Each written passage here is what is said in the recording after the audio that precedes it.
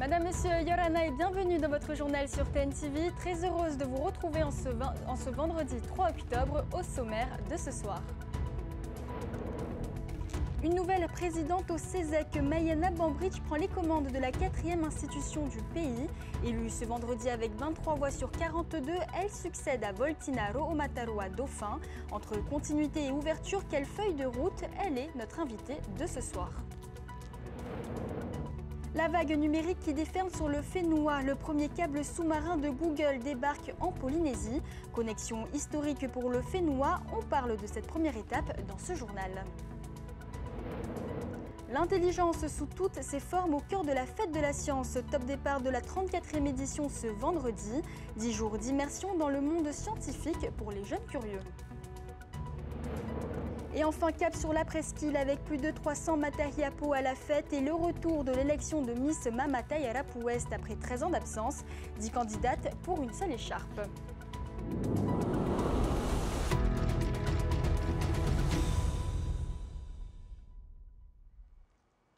Un nouveau visage à la tête de la 4e institution du pays. Mayana Bambridge a été élue ce matin présidente du Conseil économique, social, environnemental et culturel. Seule femme en lice face à 3 candidats, elle s'est imposée au 3e tour de ce scrutin. Reportage de Nicolas Pérez et Heymanu Manouthei. Il aura fallu 3 tours de scrutin pour que Mayana Bambridge devienne la nouvelle et 31e présidente du CESEC. Une élection serrée, suscitant une vive émotion pour la représentante de la Fédération des organismes socio-éducatifs. C'est un moment important qui a été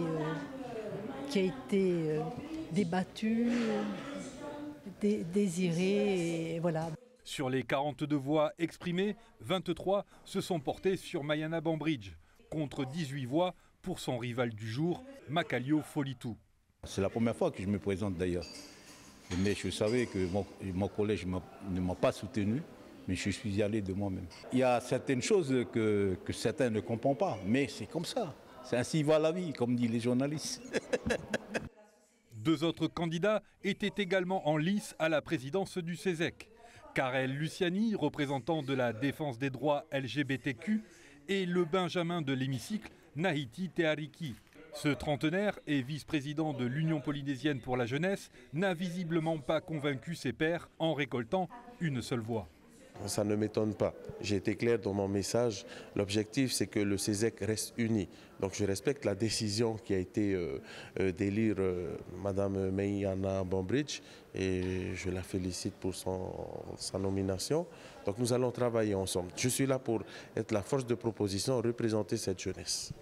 Pour la présidente sortante, qui devient la première vice-présidente de l'institution, Mayana Bambridge devra s'ouvrir à d'autres sujets que ceux traitant des enjeux socio-éducatifs.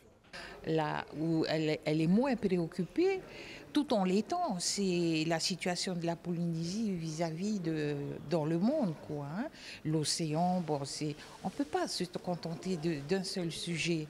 Et on est un tout petit pays, mais toutes les difficultés qui existent dans le monde, on le trouve tout ici dedans. Mayana Bambridge n'est pas une inconnue de la 4e institution du pays. Elle a occupé en 1991 le poste de secrétaire général. En plateau avec nous, la présidente du CESEC, Mayana Bambridge Yorana. Yorana. Alors vous venez d'être élue à la tête du CESEC après un scrutin serré, 23 voix sur 42 au terme de 3 tours. Ce n'était pas donc gagné d'avance. Quelle lecture faites-vous de ce scrutin? Alors il faut savoir qu'au CESEC, la loi prévoit que même les absents comptent pour le comptage global des voix. Donc aujourd'hui nous avions 9 absents. Et sur les 42 présents, ce n'était pas la majorité des 42, mais la majorité des 51. Donc c'est vrai que c'est un peu plus compliqué qu'à la normale, mais ceci étant, c'est la voie démocratique, c'est ainsi, et puis on l'accepte sans aucun problème. Ce n'est pas un jeu, c'est quelque chose de sérieux, mais on va continuer. Ma prédécesseure Voltina Ro'omataroa Dauphin a occupé ce poste pendant 2 ans de manière remarquable. Et donc, on va chausser les mêmes chaussures. Et puis une femme élue à ce poste dans un univers encore très masculin, qu'est-ce que cela vous inspire? Là, par contre, ça n'a pas beaucoup changé. L'univers masculin du CESEC qui peut être reproduit dans d'autres structures, hein, comment dire, est pas compliqué, mais il faut pouvoir se faire entendre malgré tout, et nous sommes suffisamment de femmes au CESEC pour que nos voix puissent être entendues. Après, ce n'est pas une question de sexe, d'homme ou de femme, c'est vraiment une question de débat d'idées, et il est évident que nos idées sont certainement beaucoup plus difficiles, compliquées à faire entendre que les leurs. D'abord, ils parlent plus fort. Maïana Bambridge, vous êtes connue pour votre engagement de longue date dans la vie sociale, la vie chère et les familles en difficulté. Ce sont des causes que vous portez depuis très longtemps. Est-ce que cela restera votre priorité? Alors, je représente la Fédération des organismes socio-éducatifs au CESEC. Et cette fédération porte et gère 14 foyers d'accueil des sans-voix, des plus démunis d'entre nous tous. Certes, c'est un sujet que je connais bien, mais à la tête de l'institution, ce sujet viendra enrichir les débats, mais pas que. Je dois porter la voix de l'ensemble des membres de l'institution, c'est-à-dire de toutes les préoccupations qui nous concernent et qui concernent la Polynésie. Pas simplement, malheureusement, les causes que je peux défendre avec mes amis. Et selon vous, quels seront les grands défis que le CESEC devra relever dans les mois à venir? Alors, les défis. Alors, il faut savoir que nous sommes saisis, et c'est la loi qui l'impose, par des demandes d'avis ou du gouvernement ou de l'Assemblée. Donc, ceux-là sont prioritaires. Au-delà de cela, nous avons la possibilité de procéder à des autosaisines. Donc, nous votons des autosaisines dès l'instant où les saisines ne nous arrivent pas de manière excessive et qui nous permettent d'étudier nos autosaisines. Nous en avons eu deux sur la mandature, en fait, sur les 2 années qui viennent de passer.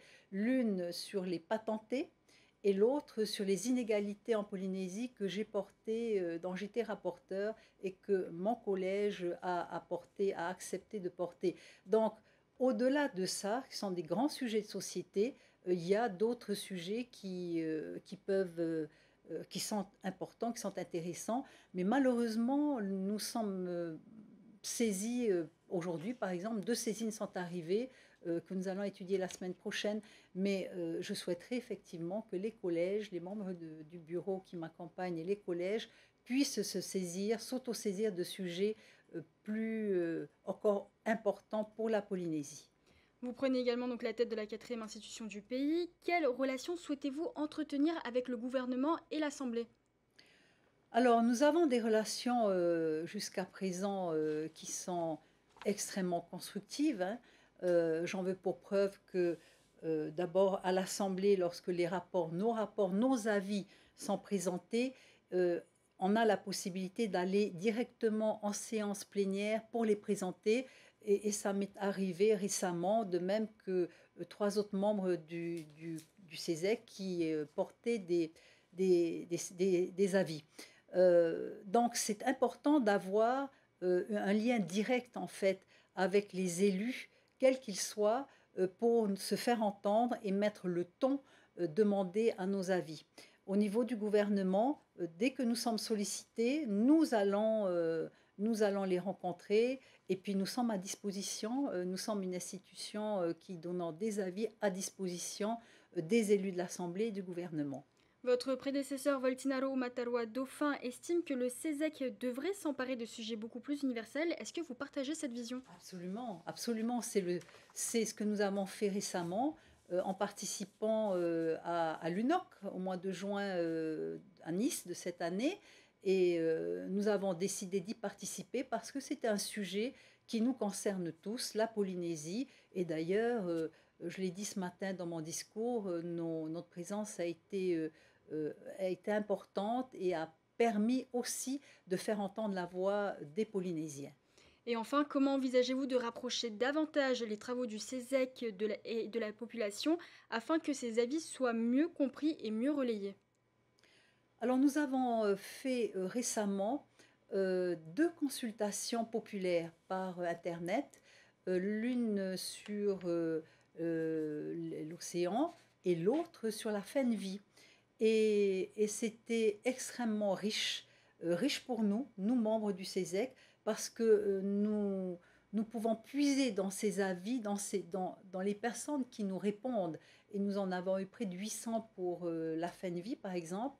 Nous pouvons puiser en fait des éléments qui nous auraient peut-être échappé et qui nous ont échappé. Et d'ailleurs, le résultat, c'est que ils répondent, mais on a estimé qu'ils n'étaient pas forcément correctement informés. Les questions étaient précises, mais la commande n'était pas suffisamment pas claire, mais il fallait informer plus la population de manière à ce qu'elle s'exprime plus fortement dans le cadre de nos interrogations.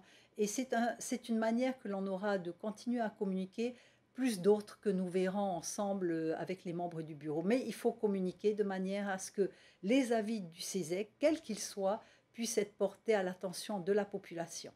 Merci Mayana Bambridge d'avoir accepté notre invitation. Merci à vous. Direction le palais de justice. Ce matin, l'audience solennelle d'installation de la cour d'appel a marqué l'arrivée de nouveaux magistrats et directeurs de greffe. L'occasion pour les chefs de cour de rappeler leurs priorités et les contentieux qui bénéficieront de moyens renforcés. Les détails avec Sam Teinaouri.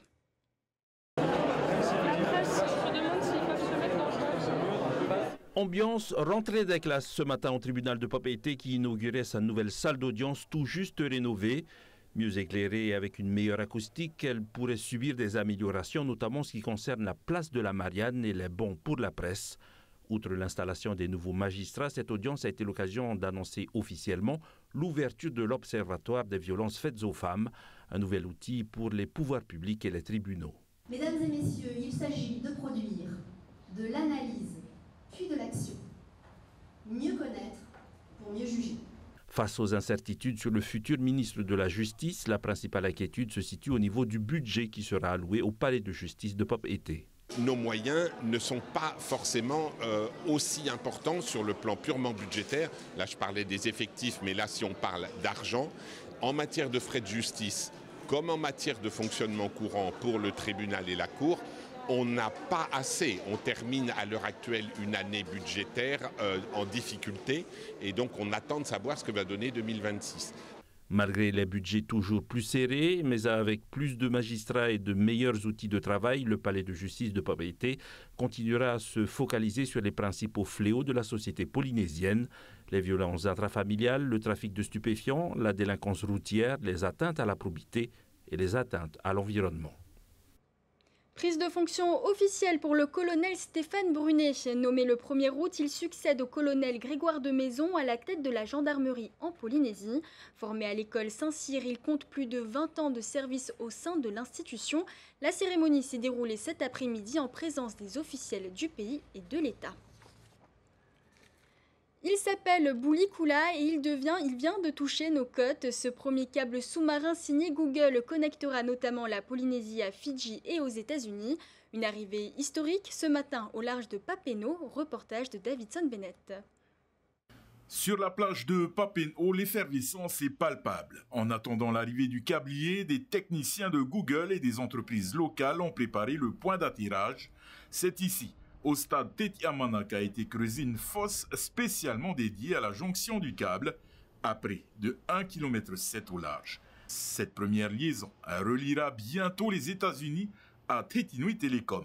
Pour cette opération millimétrée, des dizaines de techniciens du FENUA et de l'International sont mobilisés à 100% depuis plusieurs semaines.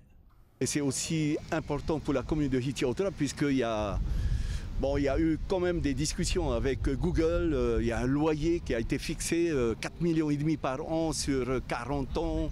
Ça fait environ 200 millions sur les 40 ans. Et nous avons demandé s'ils peuvent débloquer 50%. Ils sont d'accord. 82 millions et le reste étalé sur 40 ans. Un projet d'envergure présenté comme une opportunité exceptionnelle pour la Polynésie française. La Polynésie qui pourrait devenir un hub digital au cœur du Pacifique en multipliant ses capacités de connexion internationale. Après 2 ans de discussions, d'études diverses, enfin on passe à l'acte et on est en train de célébrer ce matin la pose du premier câble de l'implantation de Google chez nous. C'est une grande fierté parce que c'est la confiance que Google, la plus grande entreprise numérique du monde, porte dans notre petite collectivité. Et cette opération n'est qu'un début. 2 autres points d'attirage du câble Bulikula sont prévus à Faratea et Mitirapa, la presqu'île, des pas décisifs pour l'avenir numérique du Fénois. Elle s'invite chaque année dans le calendrier du pays. La Fête de la Science 34e édition a été lancée ce matin. Cette fois, le voyage se fait autour des intelligences. Jusqu'au 13 octobre, scolaires et grand public pourront découvrir, dialoguer et manipuler au village de la science. Objectif de l'événement, rendre le savoir accessible à tous, comme nous l'expliquent Thomas Chabrol et Méritéato. Des animations pour s'intéresser aux sciences de la manière la plus ludique possible. Ces élèves découvrent ici des bébés oursins sur ce stand dédié à l'aquaculture de restauration. L'objectif, que ces oursins herbivores mangent les algues envahissantes du lagon pour protéger les coraux. Je vais apprendre et comme ça je serai un peu plus de la science. J'adore les petits poissons et les requins. L'environnement terrestre et sous-marin concentre au Fénois l'attention du monde scientifique, un environnement parfois mal connu par le jeune public. Donc je pense que les enfants doivent avoir conscience du milieu dans lequel ils vivent et peut-être déclencher des futures carrières, pourquoi pas dans la science. Écologie, connaissance des insectes ou encore météorologie, les sciences c'est un large panel de métiers et de domaines d'apprentissage. Oubliez les grands calculs et les mathématiques, les sciences peuvent se pratiquer en forêt, sur la plage ou en pleine mer. Et des fois, il y a des jeunes qui sont passionnés par la pêche, mais qui ne se disent pas, ok, je vais essayer d'être scientifique dans la pêche. Alors que là, nous, on essaie justement, au travers de ces événements, d'ouvrir la porte et d'ouvrir les options à ça. Et ce que je peux dire aux jeunes, c'est vraiment de persévérer, en fait. Ces lycéens sont des ambassadeurs de l'océan dans leur établissement. Sensibilisés à la protection de la vie marine, ils transmettent à leur tour leur savoir aux plus jeunes. Sans être forcément déférus des matières scientifiques, certains ont trouvé une vocation. Là, j'ai découvert ma passion justement pour tout ce qui touche l'océan, du coup avec la science et tout. Et j'envisage de faire des études approfondies sur ça, justement. La Fête de la Science, c'est aussi des conférences et des journées portes ouvertes programmées jusqu'au 13 octobre à l'université, l'ILM, l'Ifremer ou encore au CRIOB à Montréal. La Fête de la Science se déplacera aussi dans les archipels. C'est un rendez-vous qu'ils savourent à chaque édition. À la presqu'île, plus de 300 matariapos se sont réunis pour célébrer leur journée. Entre rire, musique et convivialité, pour ajouter un peu de piquant à cette fête, l'élection de Miss Mama Taiarapu Ouest, 10 candidates étaient en lice. Notre journaliste Jeanne Tinorua est allée à leur rencontre.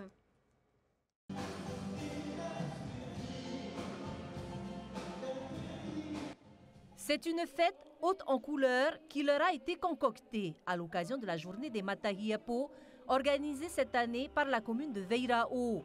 Parés de leurs plus beaux atours, les aînés de Teahupo, Tuahutu et Veirao n'auraient manqué ce rendez-vous pour rien au monde. Je suis Alice Mamato et Hautapu, épouse Mania Topua. Je suis née le 7 décembre 1935 à Papeete. Ah, c'est super, hein? Incroyable, mais vrai, on ne peut pas avoir tous les jours. C'est une fois par an, mais on est gâtés, on nous invite tous les années. C'est gentil à vous. Ah oui, très contente. Ben, je vois mes copines. Ah oui, à tous les... On vient, hein? À Tiopo, à Toronto, ici, on vient.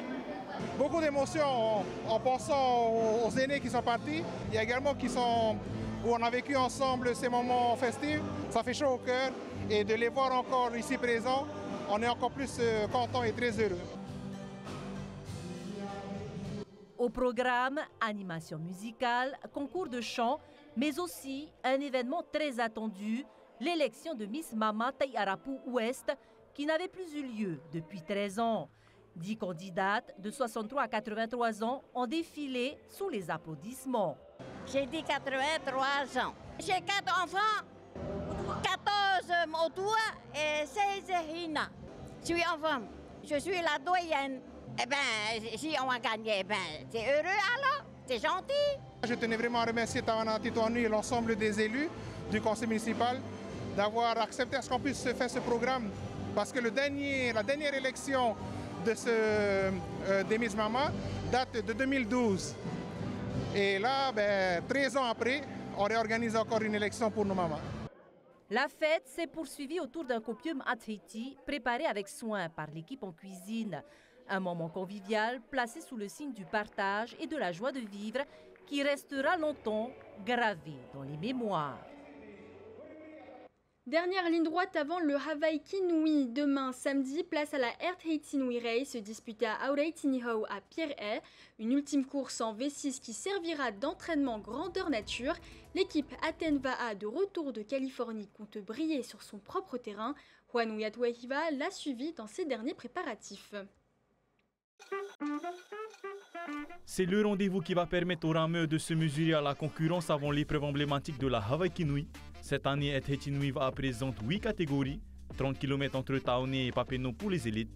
Tous les grands clubs seront présents et en rose pour soutenir une bonne cause. Toutes les grandes écuries veulent se jauger pour voir le niveau avant la grande course du Hawaii Kinui. Et voilà, je pense que c'est pour cela qu'on a beaucoup de succès. On a surtout une très belle organisation pour cette course. Ce qui nous tient à cœur, c'est de soutenir le mois d'octobre la Ligue du cancer. Donc tous les équipages auront un t-shirt rose. Avec un noyau renouvelé il y a à peine 2 ans, la nouvelle équipe d'ATN construit peu à peu sa réputation. On est parti d'un tout petit club, d'une bande de copains, et puis grâce au président d'aujourd'hui qui est Warren, voilà, et petit à petit il y a d'autres copains qui nous ont rejoints et on a tous à peu près le même niveau de rame. On ne fait pas partie des meilleurs en V1, mais on a une bonne cohésion, on s'entend bien et puis comme on dit le tahoe, c'est ce qui fait avancer le mieux la pirogue. Samedi, tu as tout limité un capitaine, les boys. Après avoir décroché une 8e place l'année dernière, l'équipe Alatiari aura à cœur de performer sur sa propre course. Là, en ce moment, 2 fois par jour avec les copains, matin, soir, et essayer en même temps de perso ceux qui peuvent. Là, l'objectif, c'est bien se classer, essayer de bien se classer, profiter de ces 30 km là pour comme un entraînement en même temps aussi pour le Hawaii Kinui et en même temps essayer de bien se placer. De nombreux lots sont à gagner avec notamment 9 billets pour la mythique Vendée Va'a en 2026 pour le vainqueur. Nul doute que la bataille sur l'eau sera rude. Et demain soir, TNTV vous ouvre une fenêtre sur nos archipels. Firimotu, c'est le nouveau rendez-vous bimensuel de la rédaction. C'est à 17h35 pour 13 minutes d'évasion en bilingue. Des Australes aux Marquises en passant par les Tuamotu et les Gambiers, partez à la rencontre des habitants et des trésors cachés du Whenua. Un voyage au cœur de sa diversité et de sa beauté. C'est la fin de ce journal, merci de l'avoir suivi. Dans un instant, retrouvez votre magazine Ta'atatumu, suivi du premier épisode de votre nouvelle série Whenua Urbex. Un peu plus tard, place à Masked Singer avec sa soirée spéciale Boom. Je vous souhaite une très belle soirée sur TNTV et vous retrouve demain à 18h30. Retrouvez ce journal en replay sur notre site internet et notre application mobile TNTV.